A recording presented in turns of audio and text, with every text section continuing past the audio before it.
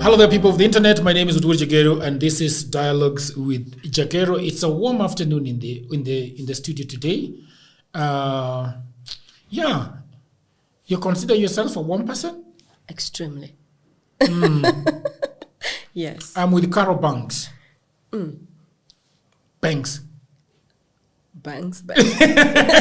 They call you Banks. Yeah. It would sound like money. How do right? they call you there, out there when you're with Americans? CB, Carol Banks. Carol Banks. Yes. Or Banks. How are you doing? I'm great. Yeah. Living my best life. What makes you live your best life? Honestly, I just feel like I'm at my best. Mentally, physically, emotionally. I feel really great. I'm in a good space. I don't know how this is gonna come out, but when we were in the event last time, you were really happy. I'm always happy, by the way. Is that so? Yeah. I think I've always been a happy person, but that doesn't mean that I haven't had low moments. But I think I've gotten to a place where I manage my lows very well. Of course, there are lows that sometimes will take longer than others. But when I come out of it, I learn lessons, but I become happier. I feel really happy right now. At the moment? Yes. What is it? Is it the sex, the money? Habeg. Neither. Like, seriously. I am just trying to find out. I have no clue. Of course. But you're funny. The thing is, with those two, yeah, conditional happiness is fleeting and it comes and goes. So I think I found a place and a life that my happiness doesn't depend on money, especially money. Yeah. Jay, no, don't do that. Money should never be a source of happiness. Is that so? Money is a servant. It's a means. It goes to places where you don't want to be. Somebody calls you to a fundraising, you send M-Pesa. It's a servant. Send it where you don't want to go. So how can you and your happiness be dependent on a servant? No. Money is a servant? Yes. Money is a servant. Tell me more about that. Carol Banks. First of all, my name. You. Where's my book?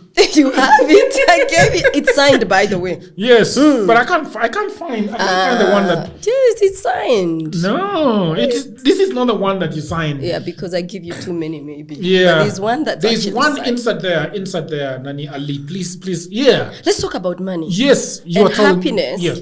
Not depending on money. Money is a servant. When I understood that money is a servant, I don't run after money. I don't. Because the minute you run after servant, the servant realizes that they have too much power. They turn around and they punish you. So what you do with money is that you let money know its place.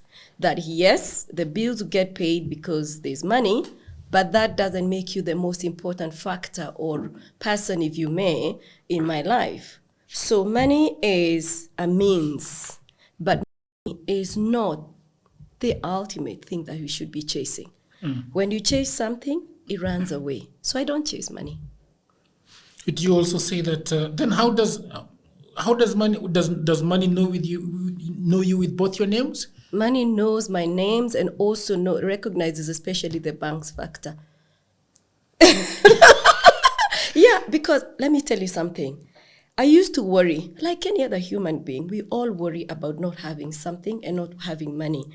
But then I realized that worrying never changed my situation. So what I do is, if I am supposed to be somewhere, like I was supposed to be here at 2:30, I was here at quarter past 2.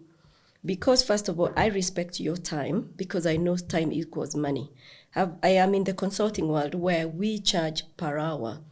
So I understand the value of time. So I will respect your time because I know at the end of it all, there's a dollar sign or a shilling sign that is assigned to your time. However, for me, money is that thing that if I do everything I am supposed to do, then I should have it. You understand me? But if I start by worrying about money, my mindset even starts to shift from my goals. You understand me? So if I am supposed to be working on a project, But I'm too worried about, I have a deadline of the 15th of next month to pay this and this, and I forget about the important project I'm supposed to be working on, or I don't give it my all. By the time I'm done with that project, I might get paid for that project. But guess what? That client will never come back to me. I was too distracted. I was not delivering my best. I was not optimally engaging. So they will not engage me again. So I focused on the money and forgot that the whole objective was to deliver an excellent report to my client or project. So I tell people, if you focus on your life purpose and your life objectives, money has no other option than to come to you. I don't know if I make sense, but that's the way I live. You do. I find people who are so articulate about money. Do you think people who have money become more articulate about money? I don't think so, because most times when you find me looking really happy and everything, I'm possibly working on something, but I don't really have that money. I don't. Yeah? Yeah. And it's funny because like after this conversation, somebody might text me asking me for $10,000. I don't have it. Do I have the ability to have it in a few? Absolutely. But the thing is, how you also behave yourself towards money. You either attract it or you repel it. Yeah. Yeah. So there's an element of money pulling money, but for me, attitude is what pulls money. It's not even money, having money. Yeah. I can start a project with $0 in my account, and that project will be $100,000 because of the attitude I go with to that project. Yeah. Amazing. Money is an issue that has been at the back of my mind for a long time, since I started lacking it. You know? Okay. And I'm having my lessons about money, Yes. you know, but it's still a puzzle, you know. And what you're saying is very, very interesting. Creating a culture of trust and responsibility, Yes. you know. We're going to be talking about this book, but I'll be very interesting. The reason why I really want to talk with you today, Yeah. when I first met you and then we connected, and in fact, when I met you, you Googled your name and you showed me your LinkedIn profile. You remember? Yes. Up the road. Yes. There's a time that an Indian guy folded his company here in Kenya. Right. Yeah. And he had an interview with somebody after he went back to India. And he said, "Oh man, I have been in countries, but I've never been in a country like Kenya. I couldn't find anybody trustworthy to work with. Okay. And it frustrated me a lot. I had employee theft all over the place for the 6 months I was there. Okay. And I was very frustrated, and I decided that this is not going to work. Okay. So I folded my company and returned to India. Right. There's a time I was with my cousin who does production, Okay. and he had gone to shoot. Right. He came back and told me that, man, I found the client so pissed off. Okay. This American client was shouting at the top of her voice and saying, "Am I going to trust people in this company? Why are you guys doing this to me?" Wow. You know? And then I saw a very long LinkedIn post about employee theft and how employees are ruining businesses Right. that are supposed to be. And the guy was saying, essentially, in fact, I was telling that story to my team the other day, that we have this company to build. And at the end of the day, when I win, we all win. Of course. So why are you guys running it to the ground? Yeah. And so it comes down to a culture of trust and responsibility. Yeah. So now I want to get it back to take it back to you. Yeah. Why did you decide that at what point did you realize that we needed to create a culture of trust and responsibility?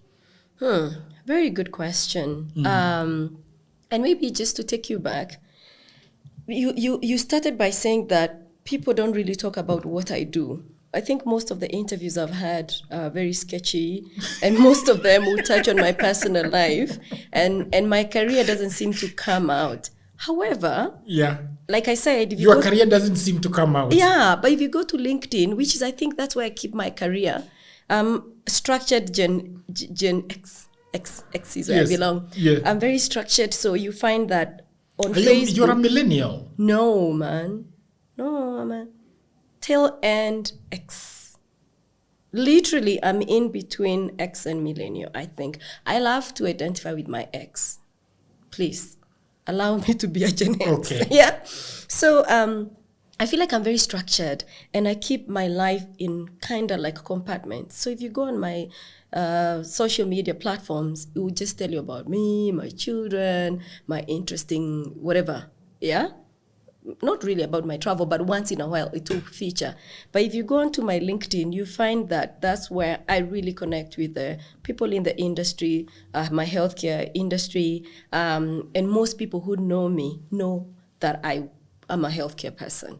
But then out here, a lot of people might not really know exactly what I do. Even my own parents don't really understand what I do because I'm a registered nurse who only practiced for 4 years and then went into the corporate kind of work. So yeah, I wouldn't blame you for saying that my career is not very, it doesn't really feature unless you're on LinkedIn with me. But the reason I talk about ethical leadership is mostly because people ask me different questions like, how did you become such an influential leader, yet you're just a registered nurse? And I feel like people don't really understand that being a nurse is like any other foundational course.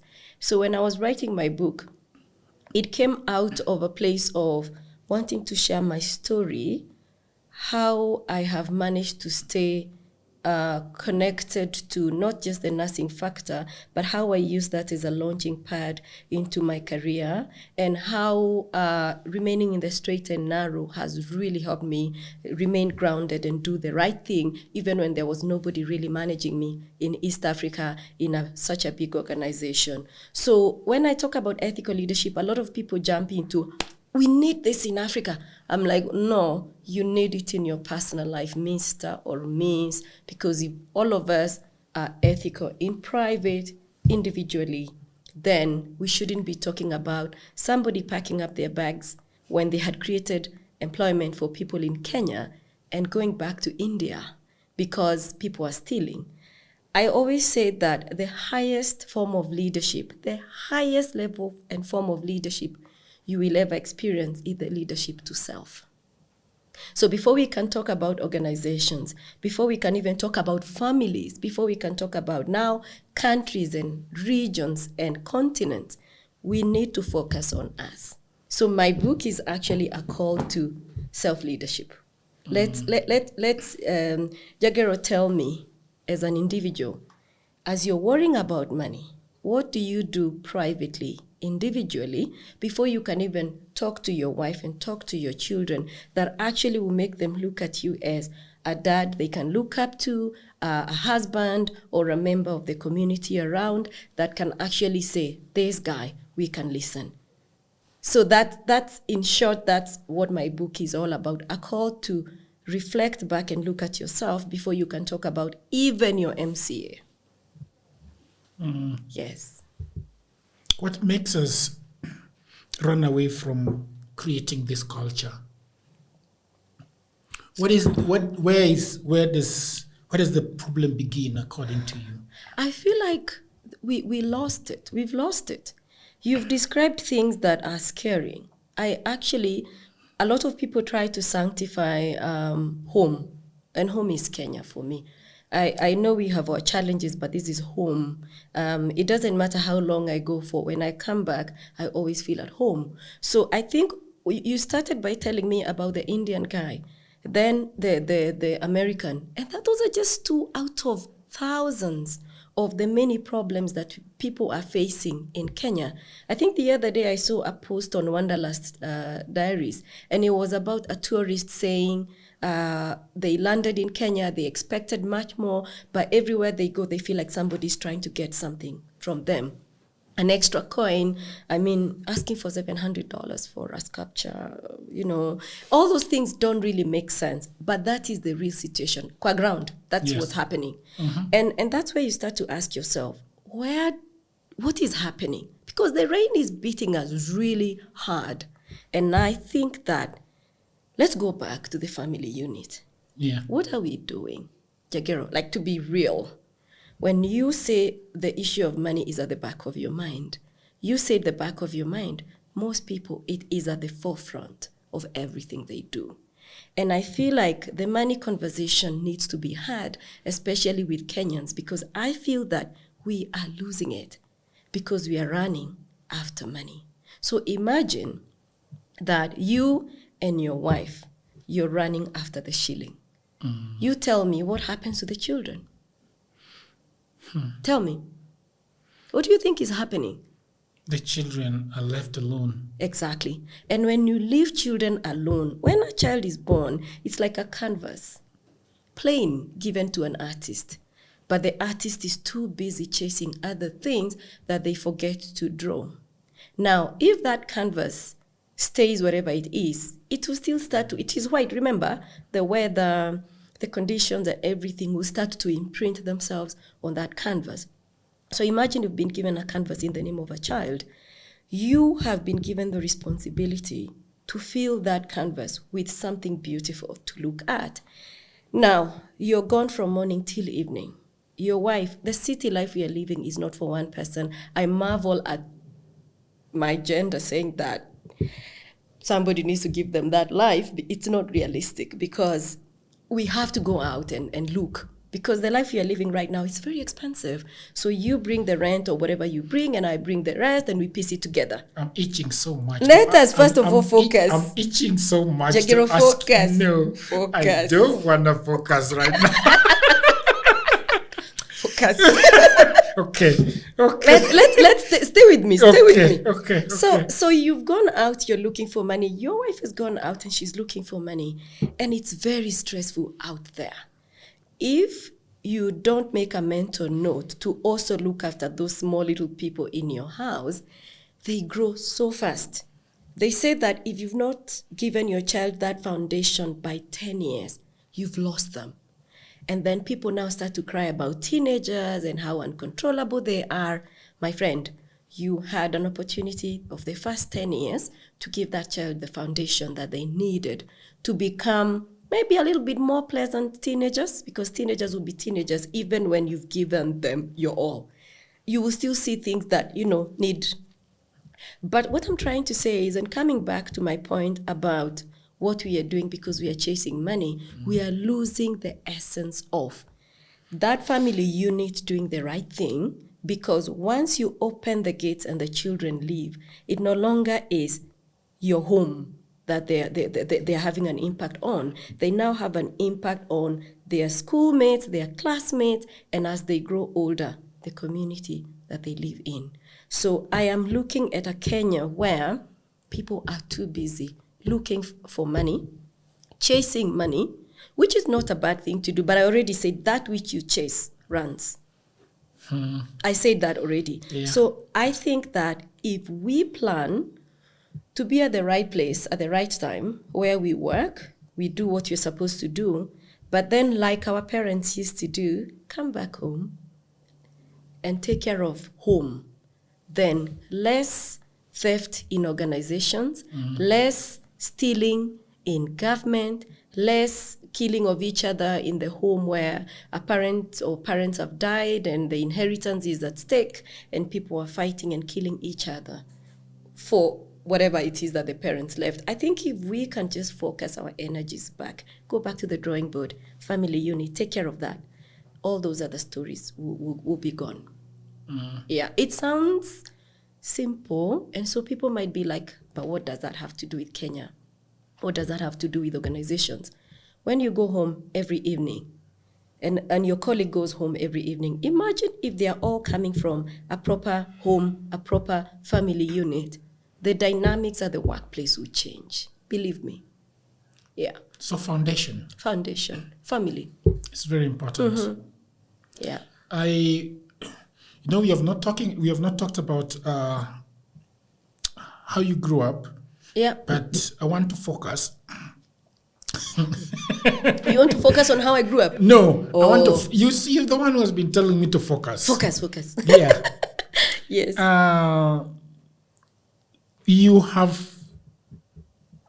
You travel a lot, correct? Mm-hmm. And you meet a lot of people. A lot. Sindio? Americans, Europeans. What?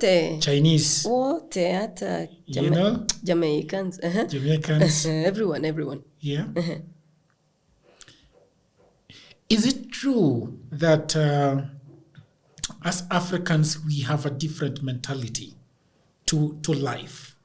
We have a different mentality to time. Mm-hmm. We have a different mentality to saying the truth. We have a different mentality to trust. We have a different mentality to responsibility. And,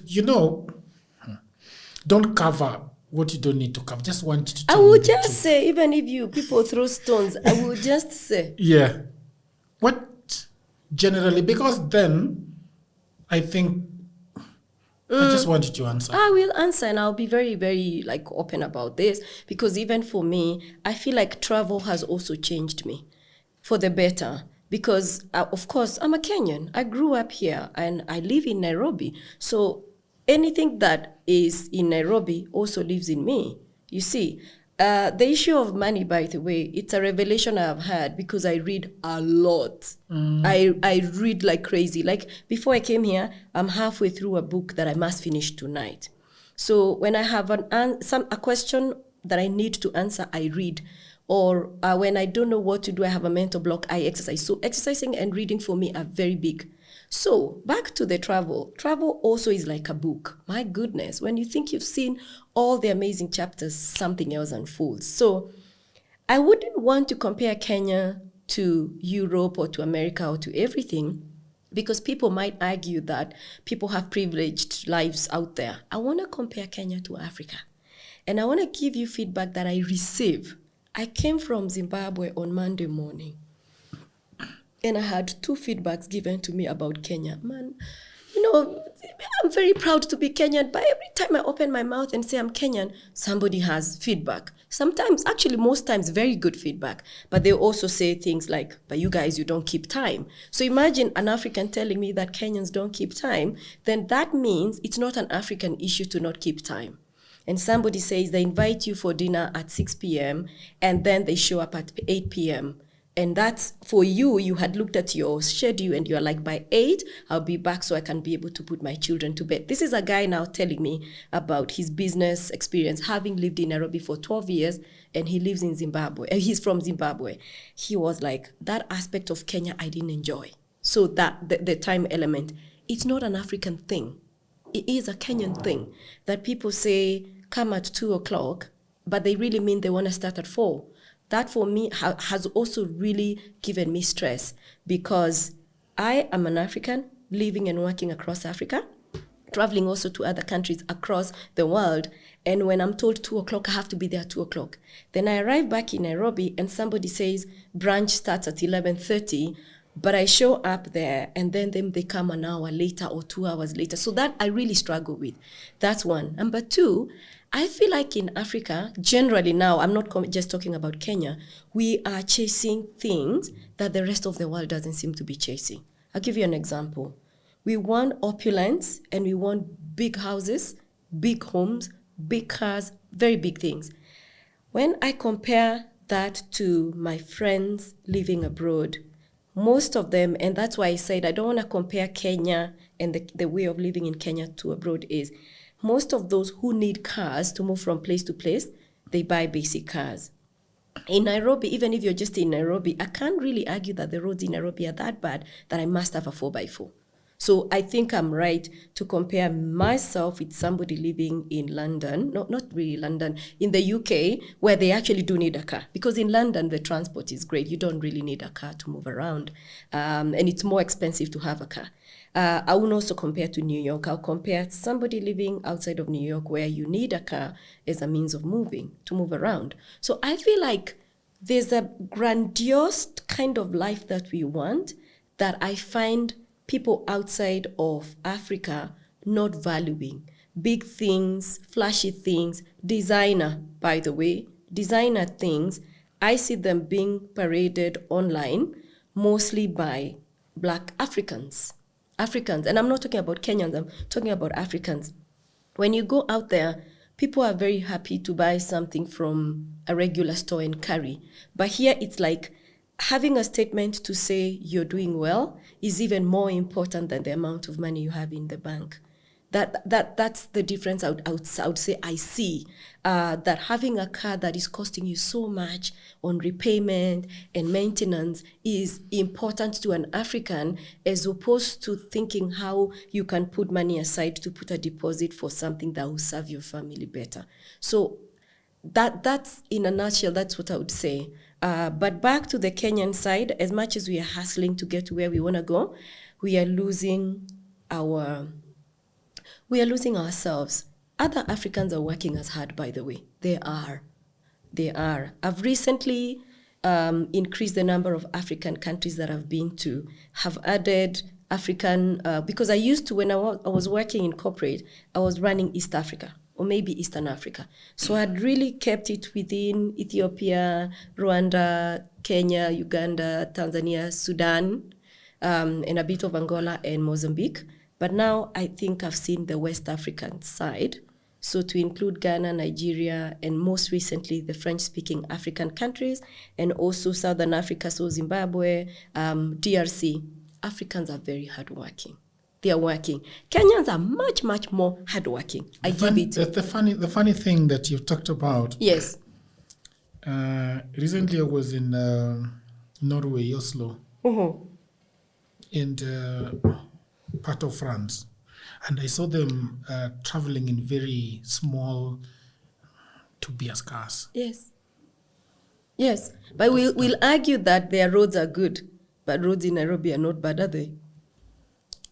But then what is it? What is it that makes us want to have a TX so that we have it in Lavington and work in Westlands? Very good question. Again, it's the status symbol. I don't know what really, I've been trying to think about when we were colonized, was so much maybe taken from us that we are trying to compensate. But the people who are colonized are our great, you understand? So it's not even your grandfather who was really part of the struggle. Maybe your grandfather's father, or maybe your grandfather for some of us. But I still wonder why wealth and big things is something that Africans are proud to have. And I would imagine that the chiefs back in the day had a lot of land. So that's something we possibly have taken back from our forefathers.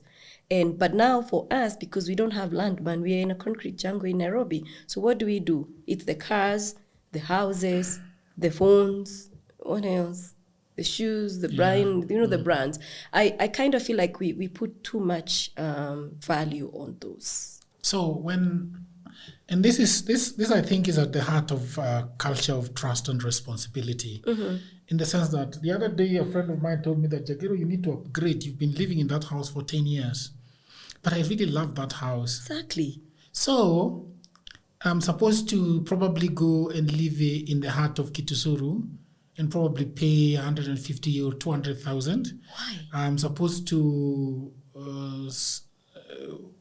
have another big car and pay a lot of money in loan for it. Yeah. I sometimes feel like we have a lot of things that we have hoarded that we want to own. Yeah. And we don't have the economic capability to own those things. Yeah. And that is problematic, I think, because when now you have a TX or you have a V8 and you're working a job that is probably paying you 200,000 per month. Wow. That is problematic. It is a big problem. Because then you can't now afford the fuel. You can't. Going to Kisumu to and fro on a V8 is almost 40, 50,000, 60,000. It's even better to fly, man. Yes. So I think this is what now puts a lot of pressure on people. Yeah. To not, you have to now get things that do not belong to you. Exactly. Side hustle. Hustling people. Hustling people. Conning people. Taking money that doesn't belong to you to live up to the standards that you've painted and given expectations to I don't know who. Let's talk about responsibility. You are working at a company. Yes. Or you are working with somebody. You break something in a warehouse. You know very well that if I say that I'm the one who has broken this thing, then there are consequences. Right. Okay. You mess up with the report. Yeah. You know the consequences. Right. So how do I face my consequences till I stay true to my responsibilities? I think you also really, for example, by the time you're breaking something in a warehouse, you've been working there. So you have a track record. I would be very surprised. For example, let me speak into the pharmaceutical industry, which is actually an industry I've been in for a very long time. If there's a problem with something in the warehouse, and we say, for example, it was Carol. But Carol has been working here, let's even just give it 6 months. She hasn't had any issues. Then this one incident happens, and she owns up, or the system can track it down to her. And when you approach her, she doesn't dispute that the fact that she is responsible for whatever error or breakage that happened. I don't see a reputable organization punishing that kind of a person just because of that one incident. If it is theft, that's a different story. But if it is a damage, then of course, look at the person's track record, understand what could have caused the issue, and then deal with it from that point of knowing exactly what happened, and then possibly putting measures in place to make sure that doesn't happen again. So it's owning up is first of all taking responsibility, and also you are having people trust you. So you're also creating your own reputation within this organization as somebody that can be trusted. So I don't see how evading or having people get blamed for your mistakes is a way to live your life, especially in an organization. I think it's just taking ownership. And if they say, we are going to charge you the amount, and that's your immediate boss saying they'll charge you, there's always a way to escalate, especially when you know you did the right thing and it was a mistake or it was an accident. Life is very simple. Yeah, that was my opinion on responsibility. Why did you yourself write about responsibility? Because I feel like every part of my life has been me taking responsibility. So let me just, now that we are here. Yeah. So from my nursing to the medical devices and the pharmaceutical industry, then I found myself, I wanted to take a break. I'm one person that when something is not working, I have courage to leave. And so at some point, I just felt the job I was doing wasn't really fulfilling not just money, because I told you money is just that. But I felt like I wasn't feeling respected, and I felt that the organization was not really an environment that I was thriving in. There was a lot of opportunities that I had, and somebody from time to time would take credit for my work. And I think for me, I was still very young. I didn't know, I didn't believe in, time will reveal that who's really doing the job. So at that point when I left, I had given myself 6 months. And I think 3 weeks didn't end before I received a phone call, and somebody said, I hear you're in between jobs and we have something. And I said to the guy, no, I'm not really looking for a job. I was being a very good wife, a very good mother, and I was taking care of my mental health. But anyway, long story short, I did agree to take what they were offering. And that's another the job I did for 10 years until last year, February. From the day they called me in 2014, I only left in February last year.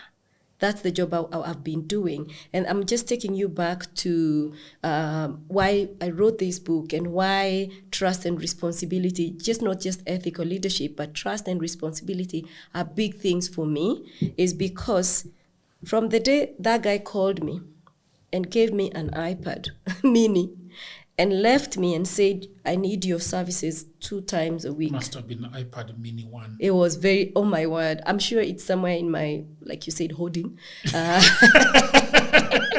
Might be found in my archives. Yeah. But he was on his next flight back to South Africa. So can you imagine? He's got this one girl he met not too long ago. I was a girl, so that's why I'm calling myself a girl. Before your followers start throwing stones. Yeah, but you also look very young, by the way. You don't look like a generation Focus. Keep going back to that one. Focus. You've watched many of my videos, so you can... I've been investigating. Okay. So imagine Jagero, you have somebody working for you in Kisumu. Yeah. And you're not monitoring them, and you're not asking them anything, but they know these are your responsibilities, these are your deliverables and all. So I became that person that before COVID, I used to work from home. I've worked from home from the year 2014, when working from home was not a thing. No office to report to, I just have equipment to report what I am doing. So what that made me realize is that my sense of responsibility shifted. I didn't have somebody asking me, how far are you with this and this? If I was to deliver the work on Friday, by Thursday evening I was done with it, and Friday morning, gone. So that created a sense of trust with my boss. He would come to Kenya, I think, once every month, and then we would go see clients. And all clients would be like, hey, this one is on ours. She's on our case. You know, there's something I've not signed, and I'm sure she's about to ask me immediately after this meeting. So my boss trusted me to do the job, whether he was here or he was in South Africa. And I think that when people ask me, how is it that people think I'm very successful? But I told you I'm happy, so that's part of my success. So yeah, I'm successful, I'm happy. So people would ask me, how have you managed to be this successful? And I couldn't think of anything better than having that sense of responsibility that creates a lifestyle of people trusting you. Do you know, Jagero, there are many people that trust me in this city. If today I didn't have access to money, I would be able to survive in this city for months. Mm-hmm. My car would be fueled. My landlord will not ask questions because I've already told him, and I'll tell him, in 3 months, you will have your. And the people that fuel my car even in my absence. When I'm not in this country, my car will appear and it will be fueled. So what I'm trying to say is, when you understand that being trusted is the biggest achievement you can have, but you can only be trusted when you have a sense of responsibility. If I told you, Jagero, I'll be there, for me, you never need to ask me again. Unless if I fall sick, then I'll call you and say, you can even hear from the voice that, hey, this one, she can't come. So what I'm trying to say is, I think trust will only come from you taking responsibility. And that's why for me, those are 2 very important things that most of us have not cultivated. And if we do, we not need to chase money, and we not need deals, and we not need to steal. Yeah. There's something that I wanted to ask you about work. It's a big thing right now. Yeah. My wife works from home. Mm-hmm. A lot of people around me work from home. Right. How do you develop that, what is the word, the discipline? How do you develop that discipline of working from home? That's a very good question. So like I told you, I started working from home in 2014. So I was a one-woman show. So people used to ask me, but you, Carol, what do you do? I try explain. They're like, I give up. So 2014, 2015, I was alone. Hey, then my boss realized. Was the internet here? There was. Of course. Lucky you though. I thought you said we are young.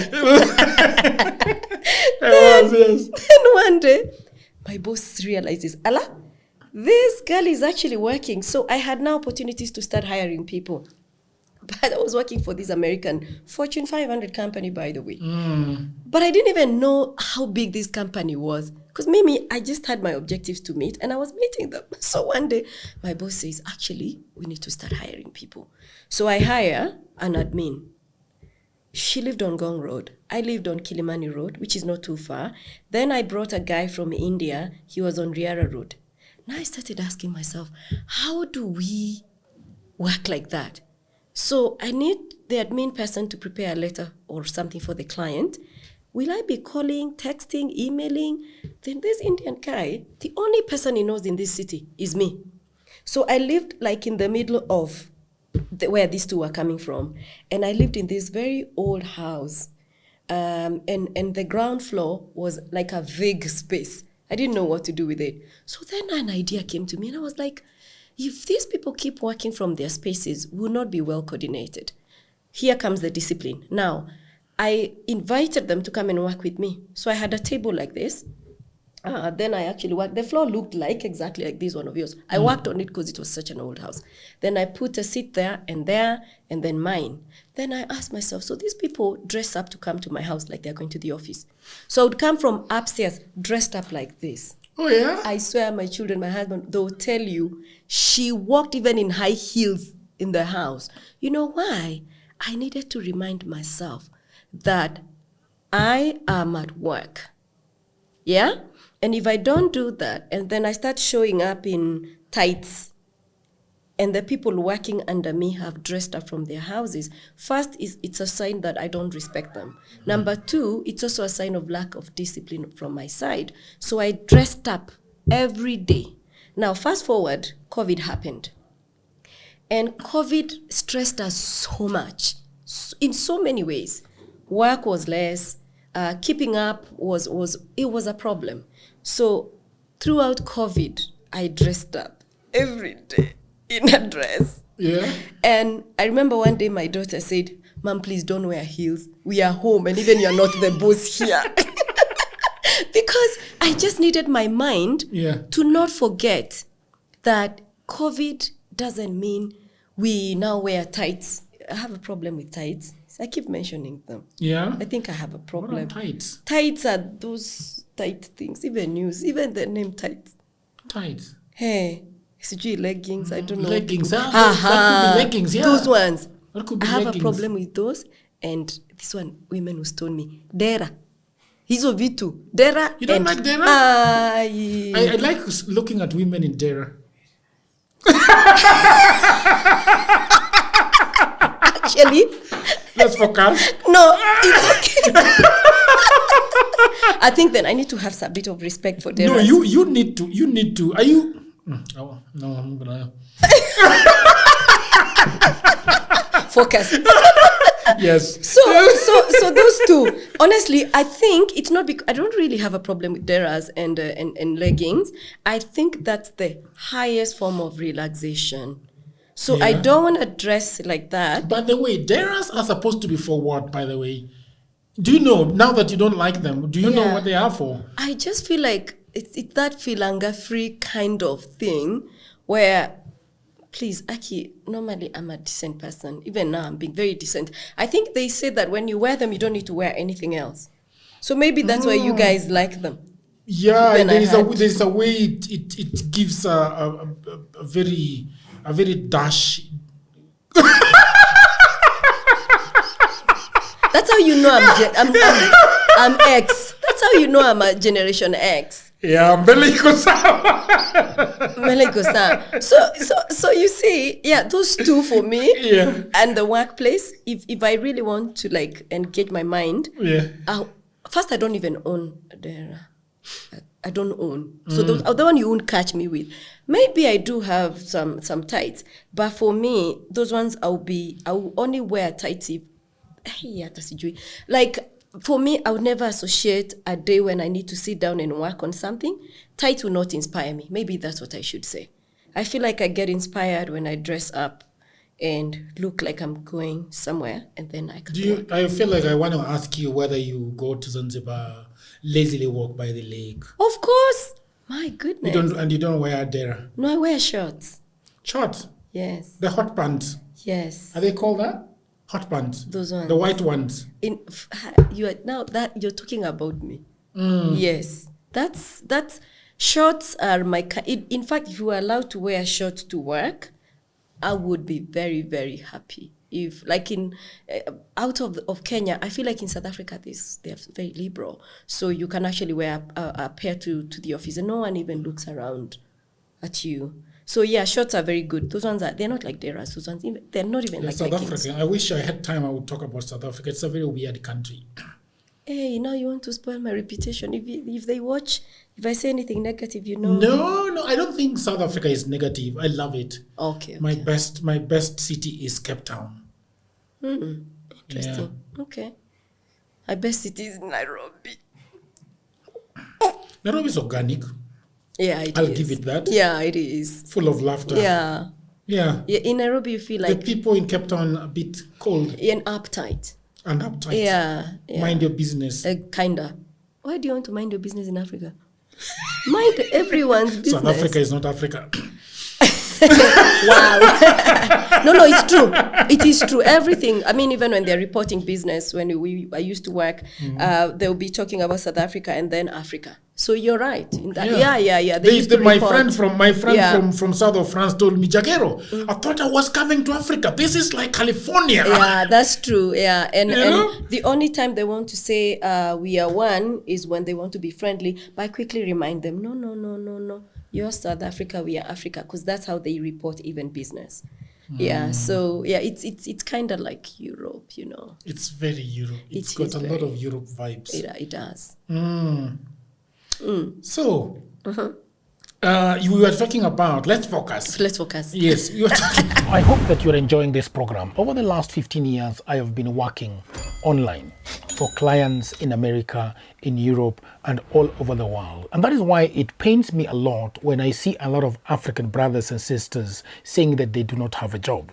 Now, this is the problem. A lot of people are trying to look for a job in 2024 in their own town, in their local area. Now, the truth is, there are no jobs in Africa, at least not so many jobs. The good news is that we have internet these days. We have a tablet, we have a computer, we have a phone, and that means that we can do a lot of jobs, and those jobs are online. That is why over the last 4 years I've been writing a book that is called Digital Goldmine. It is a book that explains to you how you can earn money online. The 18 hustles that I've chosen are basically for Africans, because what happens when you are doing online jobs is that payment is usually a problem. So these 18 side hustles that I have put together in this book, you can be paid very well and very conveniently. Okay, so the book is only 1,000 Kenya shillings. That is about $10. You can buy it in Kenya using pay bill number. You can buy it online from anywhere in the world using a credit or a debit card. All the information about this book is in the description below. And if you have a brother, you have a wife, you have a husband, you have a friend who is sitting at home and watching Netflix, please do buy this book for them. If you are the one sitting at home and watching Netflix and have nothing to do, please buy this book and your life is gonna change forever. Because I have been doing this online and I've been traveling and I've been enjoying myself and having a lot of fun. So thank you very much, and now back to program. We were talking about how to go about working at home. Yes. That's what, so I was telling you, for me, the do's and the don'ts. Yes. Do's are, I don't know what tickles your creativity as an individual. Do that. When you've been used to going to the office, if waking up and dressing up is your thing when you're going to the office, don't change that. Because when you do, your mind then also registers that, this is not work time. For example, I have never been a person that wears jeans. But then I started feeling that maybe to just feel like I'm part of the team, I want to dress down on Fridays. So I started wearing jeans, and if it is a cold day, then I'll have a blazer, and if it is not a cold day, then I'll have jeans and a shirt. So I have a collection of shirts and jeans for my Friday, yeah? So what tickles your creativity at work? I think you should keep doing it even if you're working from home. A lot of companies downsize their office spaces as well because people were paying for a lot of real estate that they were no longer using and utilizing. Like when I was still working and being a general manager, you have to think about your P&L. So I was thinking like... What is P&L? Profit and loss. Jagero, you're running a business.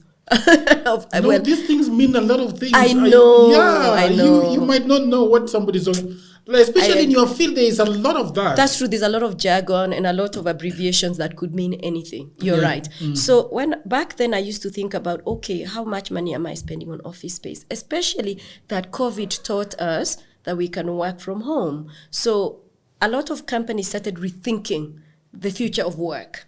So there's a combination of in-person and remote work. So a lot of them downsized their real estate. So instead of having an office for 200 people, you have an office for 80. And then different teams will come in different times. And if all of you have to meet up, then there's an arrangement to use maybe a common meeting room where everyone in the organization can fit in.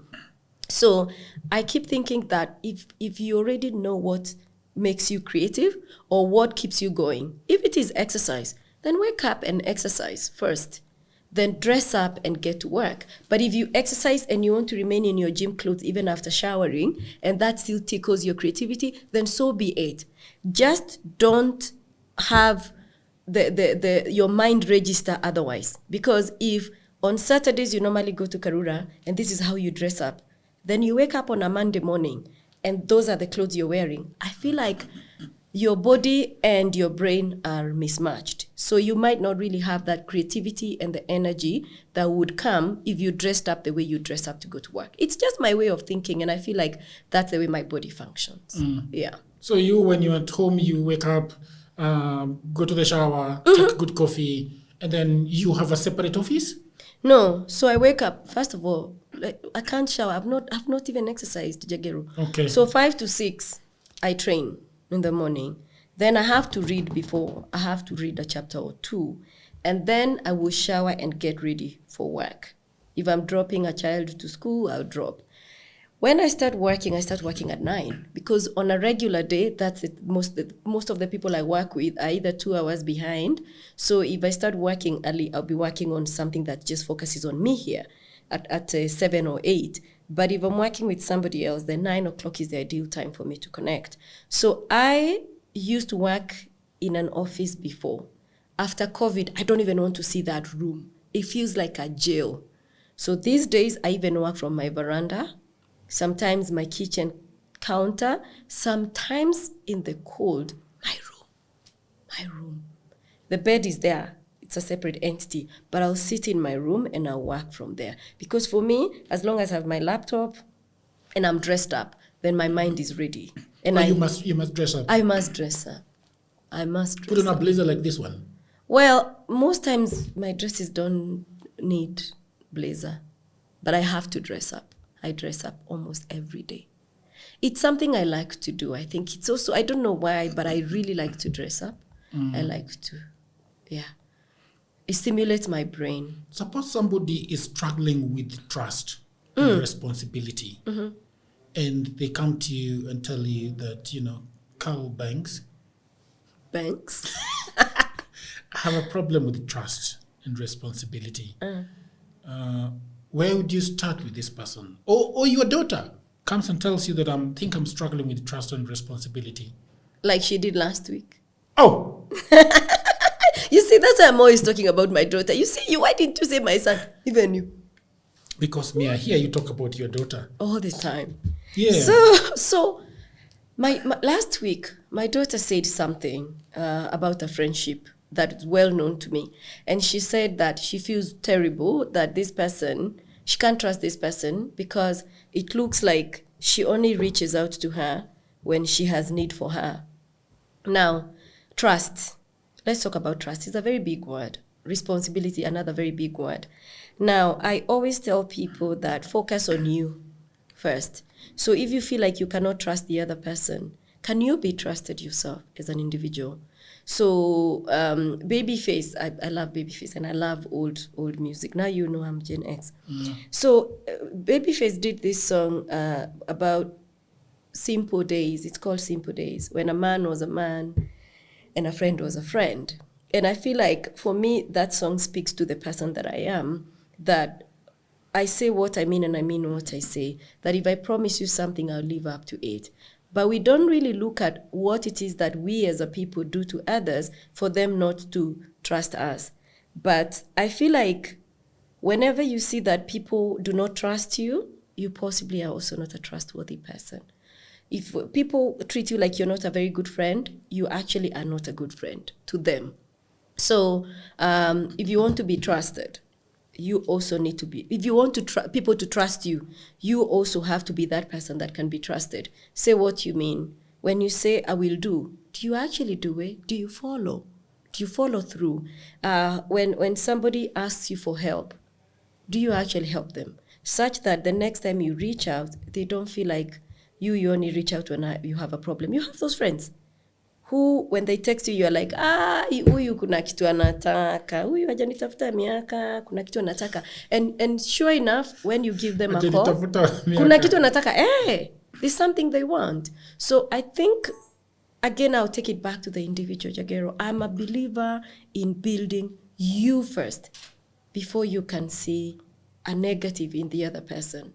I have done a lot of soul searching, especially about that issue you accused me of earlier. Focus. I have done a lot of soul searching that I can tell you every relationship I have had that did not go well. Before I can tell you where that person failed, I'll first tell you where I failed. Because it's a personal journey I have been on. I know that, when Jakero said he was going to call me, he actually did. But when I told him I'll call him back, I did not. So I started to see areas where I may be that person that cannot be trusted before I can point fingers at him not being a trustworthy person. So I think for me, I will keep taking the responsibility of our lives back to us. Yes. I showed my daughter, like just back to when she told me trust, whatever. I reminded her of instances where I had issues with that relationship. And I said, any engagement you guys had, it was always based on that person's availability, never yours. So as a family, we compromised so many times for you to go be with that person. And I kept telling you, I don't think this is a good relationship to have. But it's good that it's gone all the way full circle, and now you realize that it's not good for you. Yeah, I don't know if I'm making sense. Yes, you do make a lot of sense. But I want to stay there. That thing that I was accusing you of, so because I also watched one of the other podcasts that I was telling you about. You talked about responsibility in that podcast, and you're saying that I realized that there is nobody to help me. Right? I said that, I think. Of course I did. There is nobody to help me. Before, but I feel like, when you have looking back, when you have but I don't know, but so I want to ask you whether you also dealt with it that way. When you have a problem with somebody and you feel like, okay, my friend, I don't think my friend has responsibility. Is not responsible, and I cannot trust them. Yeah. How do you deal with it? How do you make sure, okay, I'm gonna try to help you through it because I think you have a problem. Yeah. But also, like you did, sometimes you just say, okay, it's not working, and I think it's best if we are not in this kind of friendship or whatever it is. Yeah. How do you think you reach out to somebody you love or somebody that you care about and talk to them about the issue of trust and responsibility? Yeah. Another very good question, Jagero. I must appreciate that. Like I said, I work on myself. So to that issue that you accused me of, I think you should just openly say what it is. I don't want to say it. You don't want to say, okay, then let's talk about friendship. I don't want to say it because I think it's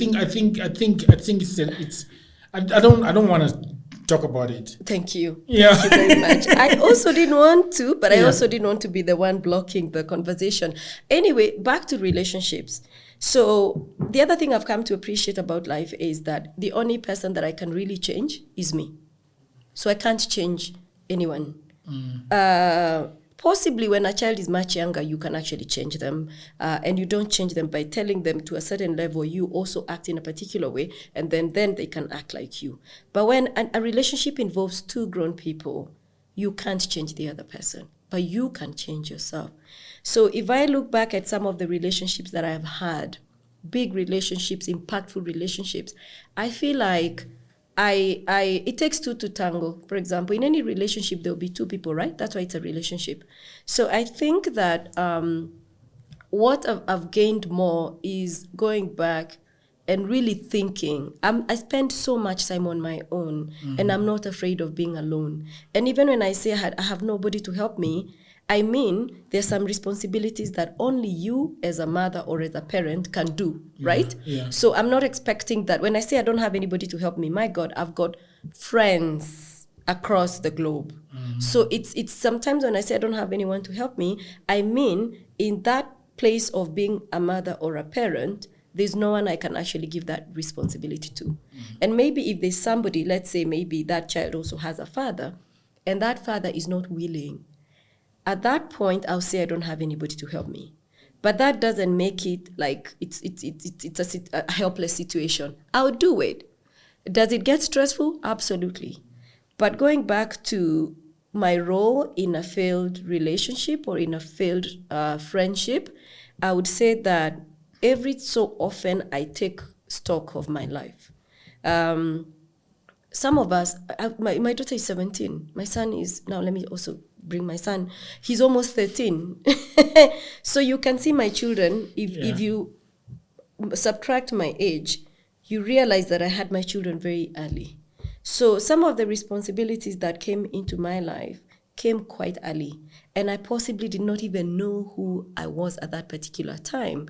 And honestly, if I was to go back, I would want to have some more self-awareness before I can get into the responsibilities of being a mother. My God, it's huge. But look at it this way. Somebody else gets into that place. Then along the way, they realize that, hey, me, it's too much. Now, do you think I can get myself out of that situation of saying it's too much for me? Do you think? The children are here.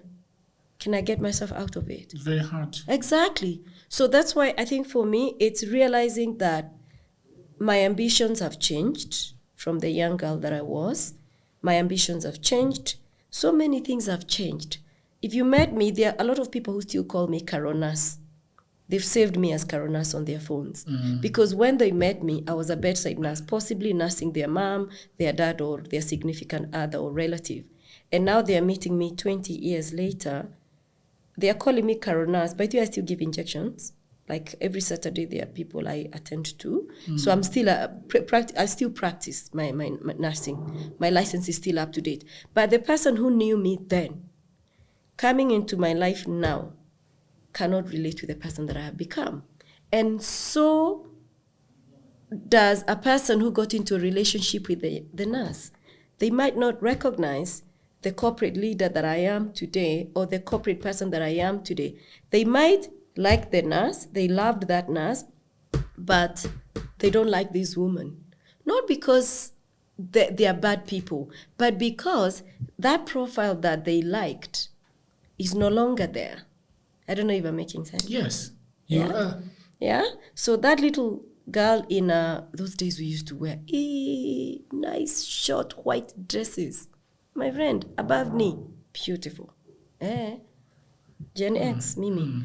We used to wear very beautiful, those beautiful dresses. Maybe that is the dress somebody liked. Sasa Mimi, I'm here in corporate, in serious suits. So that person, I'm just trying to create that image of that nice, innocent. Remind me to ask you a question naive. when you're done. Okay. About that. So imagine that person. We evolve as human beings. We evolve. And when we stop evolving, we die. So imagine you have evolved. A lot of us evolve in the same profession and grow into that profession. But some of us, we are like Arnold. You know Arnold? You know Arnold? The Arnold I'm talking about. From being a bodybuilder to an actor. Schwarzenegger. Yes. So somebody told me, watch that, that's who you are. That's what my former boss called me and said when that was released on Netflix. So imagine falling in love with Arnold, the bodybuilder, and then you find Arnold, the politician. You might not like that Arnold as a wife. You understand? So I think that as we evolve, many things change. And that's where you start to ask yourself, the person you're evolving into, do you want to continue, or do you want to maybe hold that evolving because of the other person? So for me, I would say that I've looked at my life, I've taken stock of anything that I would have brought to the table that could possibly have messed up a friendship or any relationship, and I'll say that I have evolved. And as you evolve, change is inevitable. I want to talk to you about leadership. Okay. And this is I'm going to talk to you about leadership as a woman and just as a leader. Okay. And then we are going to be talking about leadership and men. And the reason why I want to talk to you about leadership and men is because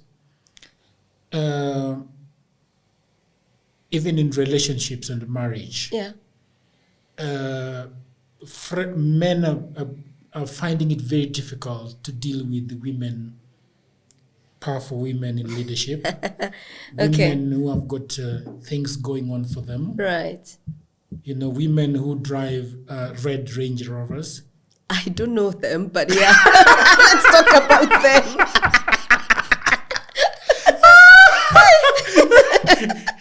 You cannot be tamed. Imagine. Difficult to tame. Wow. A bit difficult to Let's tame. talk about them. Yeah. How do you become a good leader? And now we are talking about just a good leader, whether man or woman. Okay. How do you become a good leader so that you are a leader who has got a sense of trust, who has got a culture of trust and responsibility? Yeah. So I think, like I say, it all still begins and ends with the person that you are. And I normally tell people, when I talk about leadership and people ask me, so how do I get to where I want to go? And I ask them, where are you right now? And they say to me, I'm just a sales manager or I'm just a sales rep. And then I ask them, when they interviewed you, were you the only one that applied for that job? And they say, no, we were many. So I say to them, then there must be something that stood out for you to actually be selected out of the many. So you're here now and you're that person. But what will take you to the next level is no longer what you were when you first got to where you are today. So if let's say you're a sales manager and you want to become like a regional sales manager, for example, a territory sales manager, it will not take your skill. It will not take, people start to look at you like, how do customers view you, Jagero? When you come with me as your boss and we go to a client meeting, the excitement levels, when the client sees you, they are like, oh my word, the guy that solves my problems is here. So I think it's a matter of, as you progress, you stop thinking about your skills and you start thinking about other things like emotional intelligence, how to solve problems, how to build lasting relationships, right? Which, when you're chasing and you're hustling, you don't have time to pause and build. But as you grow as an individual, both socially and professionally, you start to realize that relationships are better than money. And that's why you hear somebody saying, instead of me losing this relationship I have with Jagero, I'll trade it off for that 100K that's at stake. Somebody will be like, are you out of your mind? But it's because you know that 100,000 is not worth the potential my relationship with this client has. And that's why sometimes companies will say, like, you know what, give the credit note to the client, they are not happy with our service. Because you're looking at the relationship as opposed to the money. And that is what growth does. As you grow, as you progress, money becomes like, it starts to take the bottom part of the pyramid and relationships start to take precedence. If a diplomatic issue arises between two countries, you hear Kenyans saying, we don't need that country. But the president of Kenya knows why it is very important to have a relationship with that country. It doesn't matter what Kenyans are saying. Oh, deport that person, deport, do this. And all that is being said on social media. But the president or the foreign affairs people know the minute we do this, we jeopardize the relationship between our countries. It starts to interfere with our trade, it starts to interfere with our diplomacy and so many other ripple effects, but people who are on the ground cannot see. And that's why growth comes with a lot of responsibility. Now, any leader who has a position, in my opinion, if their sense of responsibility does not occur to them, then they are leaders who cannot be trusted. So if you're in a leadership position today, I think that one of the key things you need to realize is that you have a responsibility to the people who you're leading. Very, very important. Whether you're a man or a woman, it doesn't matter how big you feel. And I've seen an inverted triangle these days that puts the leader at the top, at the bottom, and then the people. I don't know if you've seen the reverse organizational structure. I've seen it on LinkedIn. Yes, I love that very much, because that means you're serving. When you're leading, you're lording over people. That's why it's always the leader with a big title. And actually the triangle, inaitwaje? Not triangle, what is it called? There's a square, rectangle. The rectangle that the leader occupies is always bigger than the rest of the people, because they have titles and credentials to be captured, and then the people are down there. That thing that you saw on LinkedIn really spoke to me, because it is a servant leadership kind of. So the leaders, whatever is, the profile is down, and then the people are up. I think for me, it's a graphic way of representing what leadership really means. It means to serve the people, as opposed to lord over the people and to look down on the people. So whether you're a woman or a man, I think for me, it's very important for you to feel the sense of responsibility that you have, and to build trust for those people to be able to trust you. And I think all the crisis that we are going through right now is as a result of people having no sense of responsibility, and as a result, Kenyans feeling that they cannot trust them. Women and leadership. What about women? Elaborate. I have had a lot of noise online. What about? From the men, kwamba hawa wasichana siku hizi wako na kazi, wanatudharau. Wamepata pesa. Bangs. Wamepata pesa. You hear about this, correct? Of course, every day. Or maybe I've also been accused of it, you know? Yeah? Polisi wako wengi huku Kenya. Wakusema. So maybe even I have been accused of it. I don't know. But yeah, so what about money and women? Women are supposed to be softer, right? So that they are not accused. To be softer? Yeah. Aha. What do you really mean? To submit, you mean? No, say yes. It's not a bad word, by the way.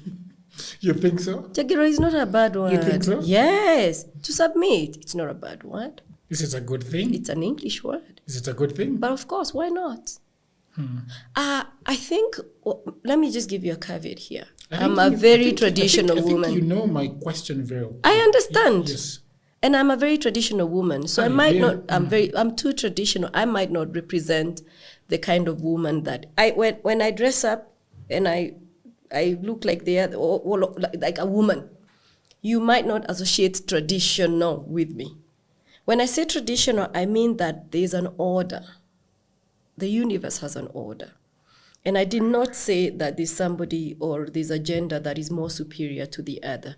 But I feel like I function very well under authority, if you understand me. Also, maybe let me also give another caveat that I do subscribe to the teachings of Jesus Christ, not religion, to the teachings of Jesus. I do personally. I research and read a lot about religion, but I'm very spiritual in my own way.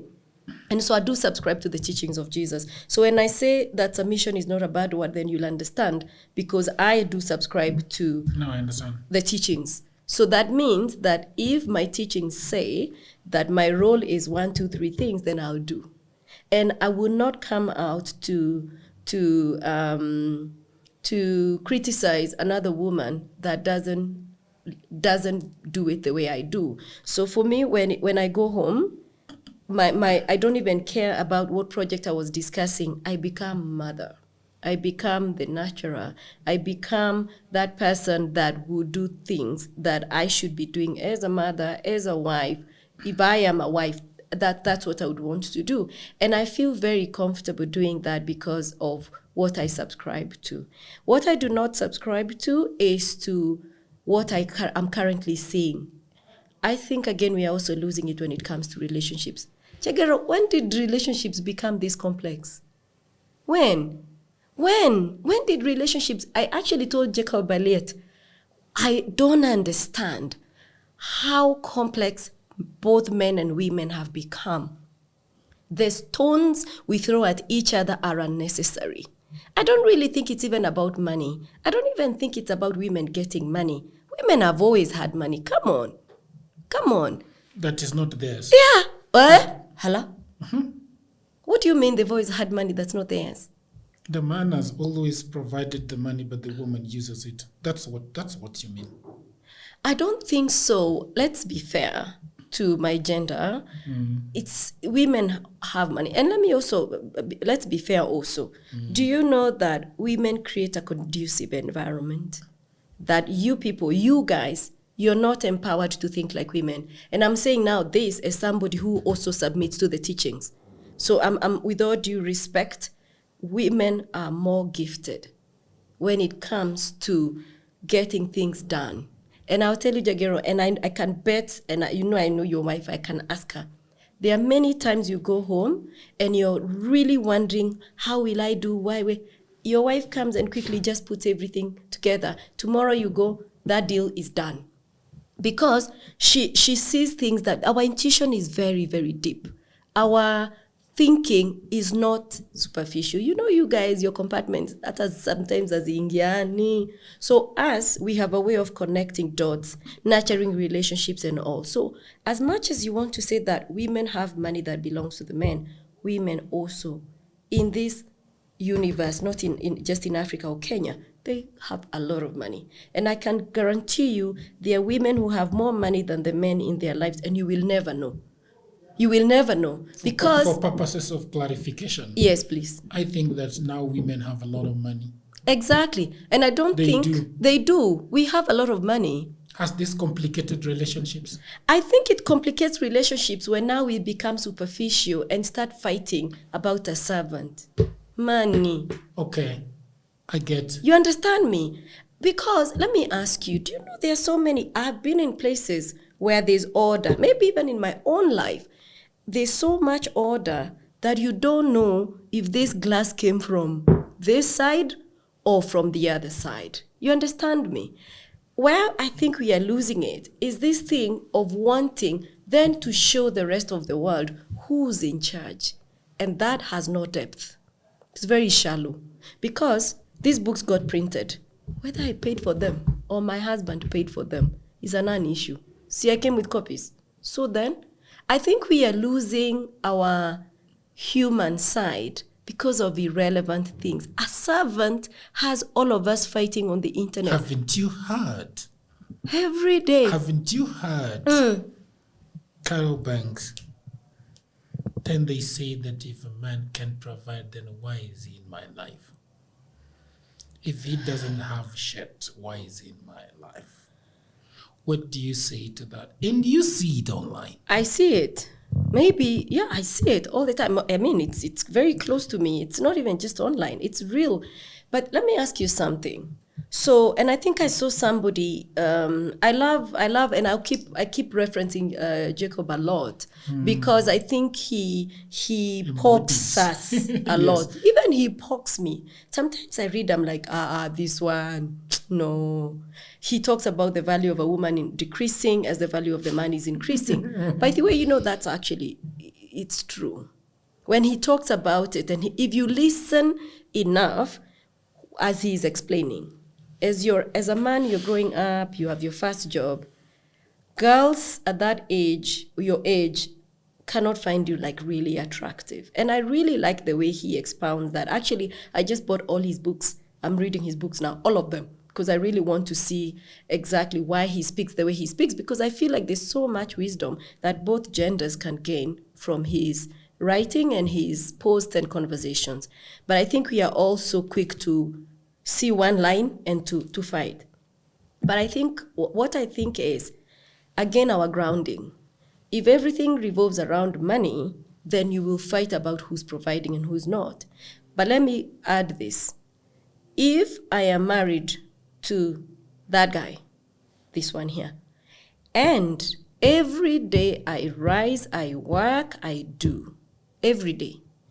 If he's flipping channels, this one, he's on Netflix watching Scandal. Ama siku hizi watu wanaona nini? Love is blind. Love is blind. Amewatch, ameimaliza. Binge watch kila kitu. Now he's even asking for Prime. So he can Amazon also Prime. Hey, he's asking. And he's busy swiping my card to watch Amazon Prime before he can go to Showmax. I think where I draw the line is where one person is consistently doing what they're supposed to do, and then one person is actually just sitting around. And I'll tell you what, when women say a man that's not providing, they actually mean a man that's not working hard. The day somebody tries to clarify that, women will respond, because they mean that the minute this guy realizes I can do it, he completely, I don't know how you guys are wired, by the way. I don't know if it is testosterone or whatever hormones that drives men. The minute somebody shows, and especially the woman in that house, shows that they can do, and they don't even have to say it. They are like, you know what? My husband is going through a rough patch. So I come in, and this is an example I'm giving. The minute I show 1 month, 2, 3, I don't know what happens. It's like there's an injection into that man to start flipping channels, to start wasting time, doing absolutely nothing. And that's when women say, this man, I am not keeping him in my house again. Not because she cannot give the man a chance, but it's because I don't know what really, one day you people need to explain to us what happens. It's like you feel, your brain tells you you're no longer needed. So what do? You now start looking for PlayStation like a small boy to start playing, to start watching Netflix, to start doing all those things. Jagero, this is not like, I'm not just telling you something. I'm telling you that the minute a man is going, and then you guys say, when I went under, that's when she changed. No, she realized that she's trying to support you for you to get back on your feet, but you kicked your shoes off. You kicked off your official looking that stimulates your brain, and every day you are in sweatpants, sitting, watching Netflix. Throw that to your followers and let's hear what they say. That sounds like a TED Talk. I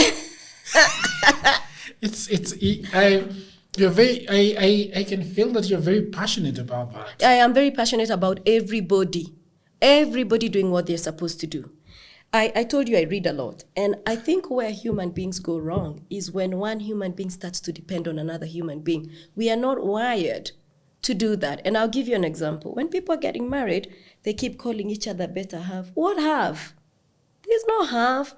You either come as 100% and I come as 100%, and then we will have some level of things that we complement each other that might make life easier, more enjoyable, and more that. But nobody can give you happiness. And that's where people keep saying, oh, when I got married, I thought my levels of happiness would increase. No, darling, they will not. They might actually decrease.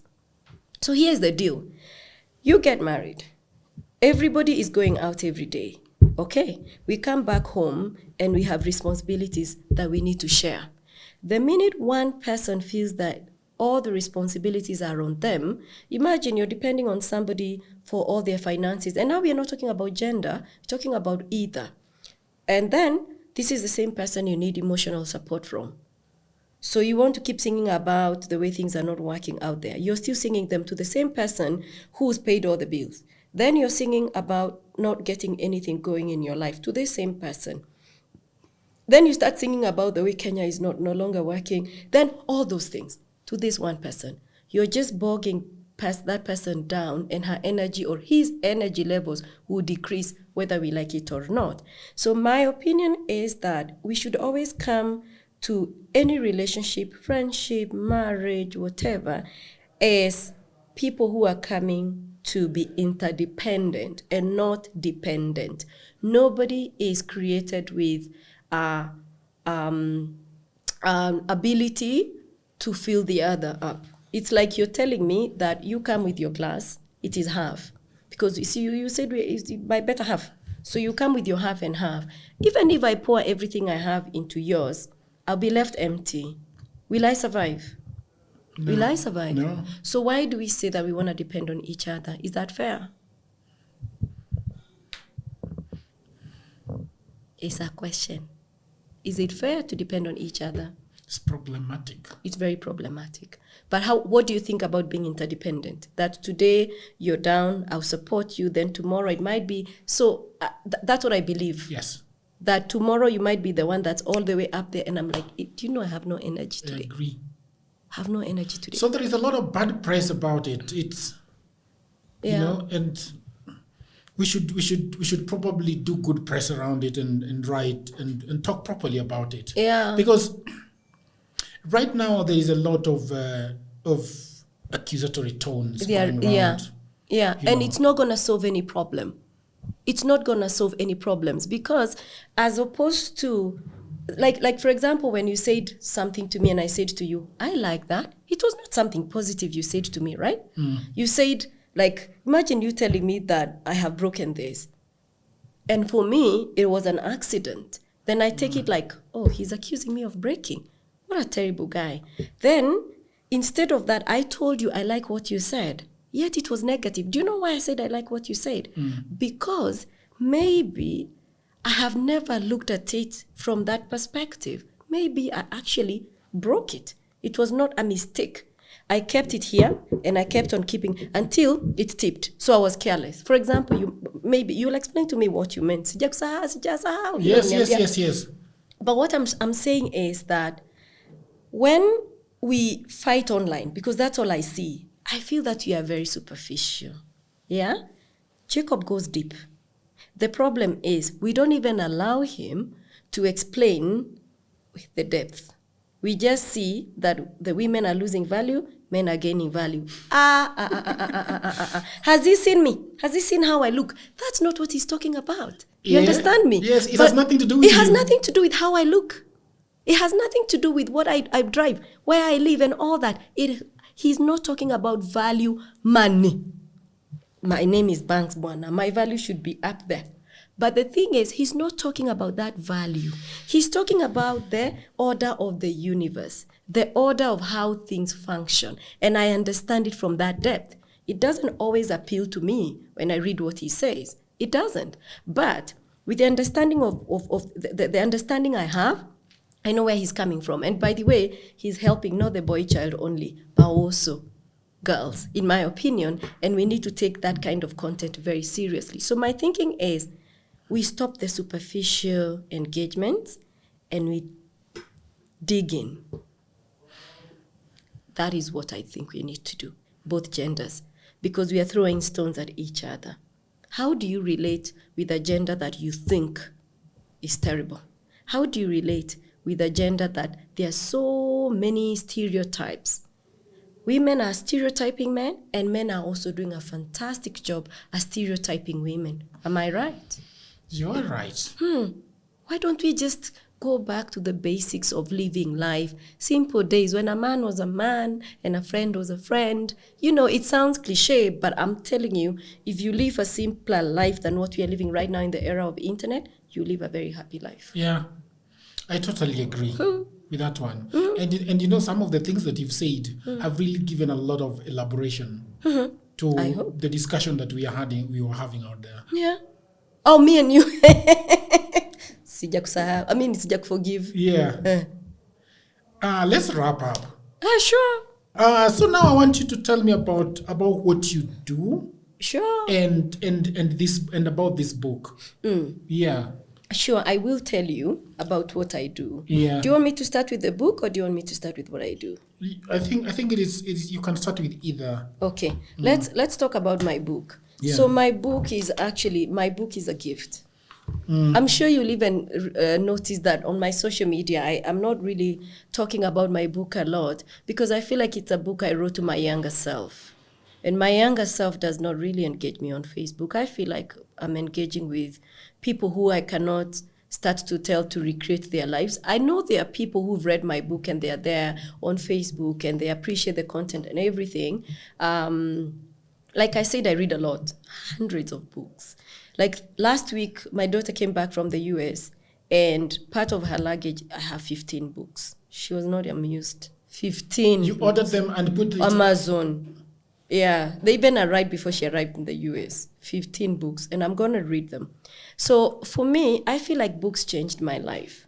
And I feel like I got tidbits of what changed my life in some of these books. I read a lot on really self-help books, leadership books. These days I'm reading everything, including fiction, stories. But I like to, if I'm struggling with an area in my life, I read about it. So right now I'm into really understanding spirituality and religion. So I'm reading a lot on that. But my book is really a book on, it's like a guide to getting to where you want to go. So if you're in a career and you feel like you're stuck in there, I want you to know that if a bedside nurse can go all the way to wherever she went, then why can't you do it yourself? So it really, I've put in bits and pieces about my story, also about Africa, because ethical leadership and leadership in general is a challenge in Africa. So I've talked about how we were colonized and how those divisions weakened us as a people. We were just talking about traveling across Africa being really hard and having to get visas to go to almost every other African countries outside of East Africa. That's not the way it should be, Africans should be able to travel to Africa without having all those blocks. But we have those blocks now. However, moving from where the colonialists left us, what have we done as a people to make it better for ourselves? And that's where I leave the reader to decide. And then I call people back to living a life that is so ethically defined, where there's trust in terms of people can trust you, you can trust yourself, and you're responsible enough so that collectively when we come together, we are people who can be trusted, we are people who can be, who are responsible. So basically it's a call back to living the basics. I'm a very big believer. By now, you know, I believe in the basics. I don't like jargon and big things of telling us about, all these things. I want to know, as an individual, can you be trusted? Are you responsible? Do you do the right thing even when nobody's watching? Then that way, I can trust that your family is okay. And if that's what you're preaching within your family where you have influence, then your family is an extension of you to the society and to Kenya and beyond. But before we finish, please allow me something. Yes. During my travel across Africa, I've seen one thing that has really, really gotten into me. Rwanda. Yes. The Singapore of Africa. Hey, I've had such an awesome privilege. Almost every country I've gone to, I have a Rwandese person I meet. And recently, I interacted with the ambassador of Rwanda to one of the African countries I was in recently. Not Zim. I know I was in Zimbabwe the other day, but not Zimbabwe. And I got talking to him and I was asking him. It was just before the inauguration, by the way, that almost every African leader attended. For me, it was such a huge statement to see African leaders all going to Rwanda. So we can criticize, we can say it's a small economy, we can say all these things, but there's something good that's coming out of there. And let me take you back to the ambassador. So we sit down to have dinner, not just with him, but also with the team in this African country. And it was amazing. We were speaking in Swahili, it's a French-speaking country, so of course Swahili it was so nice to speak Swahili to somebody out there. Yeah. And I asked him, what makes you different as a people? Because you guys are different. And we were talking about Gen Zs. Every place I've been to recently, and I say I'm Kenyan, everybody wants to talk about the protests, the Gen Zs of Kenya. And this Rwandan guy tells me, you know what, Carol? It's amazing that there's an unrest coming from Kenya and the younger people. It's very good. But I want you to know that this will take a total mind shift for every Kenyan. And then I sat up. I was like, what do you mean? He told me, let me tell you. Before I came here for this posting, I've been here now 6 months. I came from Europe. And for me, I am still a representative of Rwanda to the country I was in Europe. And any step I made, I always asked myself, how am I representing my country? That really challenged me.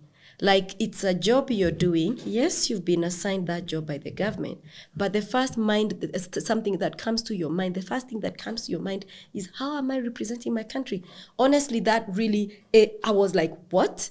That's big. And then I asked him, so why do you think it will take longer for Kenya? he said, because I feel like your mindset, you guys, is still very individualized. It's about me, myself, and I. And honestly, he's right. Why do we see all these challenges that we have as Kenyans? Why do we experience all this? It's because I'm thinking of me, myself, and I. And then he took it further and said, when I am in this country where I have been assigned as ambassador, my mindset is not to keep crisscrossing the rest of. You don't want to tick every country in Europe to say, I've been. My focus is on first the assignment that took me there. However, every Friday, all my brothers from across Africa, the other people working in other embassies representing other African countries, their agenda was always packed with how they can go and make sure they have a stamp from all the other European countries. So I think this sense of responsibility almost comes naturally to a person growing up in Rwanda. So as much as we are looking at leadership as also for Kenya, I think we need to do what that guy said. Our mindset has to shift from me, to our sense of responsibility to Kenyans. If leaders thought like that, I think it would be a game changer to start with, because they're already in positions of authority. But I think also as a people, we need to start thinking about what impact do my whatever behavior, my actions have on Kenya. He actually made me start thinking like that. Like I was there and I was thinking, every time I say I'm a Kenyan, I am representing my country. So how do I represent Kenya? And I thought that was, for me, a game changer in the way I look at myself. So it's not about Carol, it's about the country that she comes from. Yeah, so I thought I would mention that about Rwanda. And what takes me out there is my healthcare work. Like I said, I've spent almost 20 years in healthcare, and bigger part being on consulting. I'm sure you understand consulting, giving strategy and helping organizations, governments, donors and development partners understand the market. For example, if I am in Tanzania, I want to know what the size of the market is, what funding they have for healthcare. Is it government funded? Is it out of pocket? Do they have an insurance? And how we can support that government or a sector, maybe private sector, to be able to deliver health to their populations. So that's what I do day to day across Africa. Amazing. Yeah. It was very, very refreshing talking to you, especially at the tail end of the interview. I really loved it. This book can be bought from Amazon. Yes, but so for the people in the diaspora, yes, in Amazon, but it's also available on Nuria. Oh, it is? Yes. Oh, Nuria is amazing. Yeah, so Nuria, last week, I was actually away the other week, and Nuria looked for me because there's a leadership institute that wanted to buy like a lot of my book, so they did buy. So I do know that people are reading my book, but it would be great if more people can read. Just before that, I was in the high school that I went to, and I donated about, I think, 200 books, to just try and get young people to read. So that's why I said my book is a gift. So I am giving a lot of my book, but of course it's an expensive affair. So what I'm trying to see is how we can get the book out there to basically just guide people to living and becoming as happy as I am. Yes. Amazing. Yeah. You're a good person. Oh, wow. That's a very deep statement. Yeah. Okay, thank you. Yeah. I think you are. You doubt it? No. I think I'm a good person. You're a very good person. Thank you. Thank you, Jagero. People of the internet, thank you very much. I hope this was a very refreshing conversation with Carol. Please consider subscribing. Leave a comment. If you want to buy her book, I will leave the Amazon link and the Nuria link, Nuria store link on the description. These people have been very amazing. The people of the internet. I love them. They have made my life. They have helped me grow as a person. Yeah. And the guests have been amazing too. Nice. You guys come here and pour out your hearts and be very passionate about the things that you love. And I am forever thankful. And thank you for also being an amazing host. Yeah? Did you think I was a good host? No, you're very good, and I've watched you with other people, and I was like, oh, wow, this is amazing. Yeah. So, no, your energy is also very good. So Yeah. I'm sure most of the people would come here, maybe with reservations, and before long, they've opened. Until another episode. Bye for now. Cheers.